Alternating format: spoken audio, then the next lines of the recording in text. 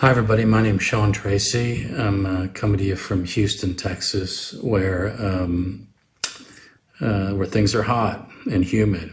And like Ireland, we have a COVID issue, which is why I think I'm coming to you virtually rather than in person. Mike Garvey and Aisling Leonard asked me to do a brief video, which I'm going to try to keep it brief, to open up the Glenfest. You might wonder why somebody from Houston, Texas is speaking to you, but my family comes from the area. My great-grandfather, John Tracey, left and came to America. He unfortunately was killed or murdered in the coal mines of West Virginia, and his father, my grandfather, also died when my dad and uncle were young.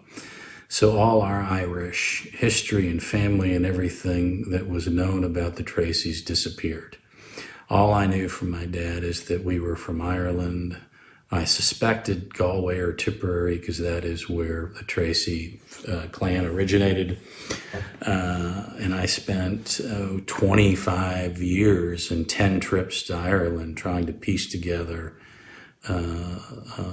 through church records and Griffiths valuation and civil records, trying to find some clues as to where the Traceys were from. And in 2012 or so, I found the clue. I found 4 or 5 brothers living next to each other, Thomas, Michael, Patrick, John, and Lawrence Tracey, all farming next to each other, and those are the names of my dad's uncles.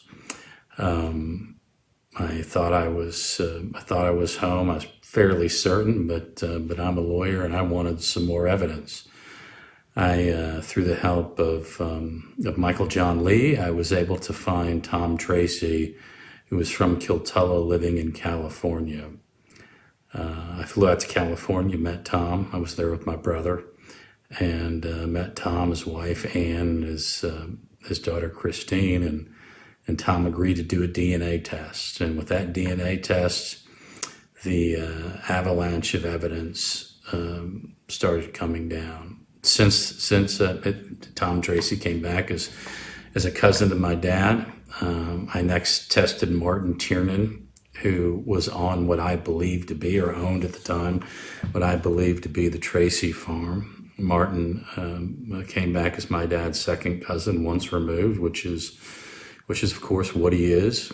And since that time, through the help of Margaret Shaughnessy and others, I have tested about 60 or 70 people in the area, and through everybody I met and putting together, my family tree, which now has several thousand people in it. Many from Glenamaddy and the surrounding townlands.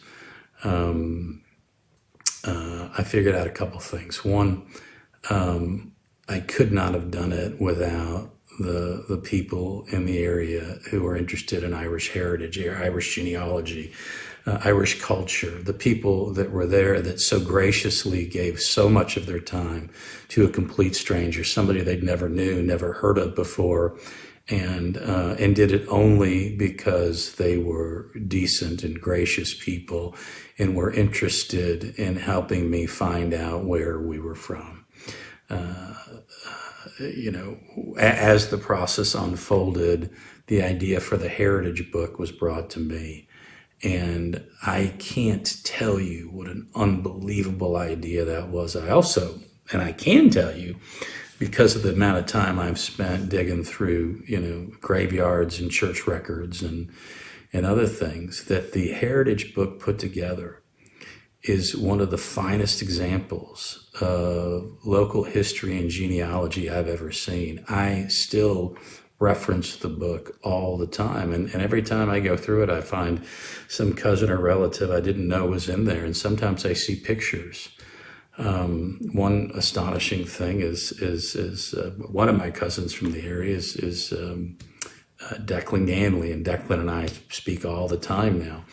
I'm thumbing through that book about a month and a half ago, and there I see one of my grandfather's cousins, Brendan Tracey, talking with Mick Ganley in about the 1950s. I would have never known that any of this, and wouldn't have put the picture together, two and two together, without that book. So I can't tell you what a great thing you're doing. I can't support it enough, and I wish I was there in person. I wish this was going on in person, but due to COVID, and we can't do it. So maybe next year. Anyway, God bless you all.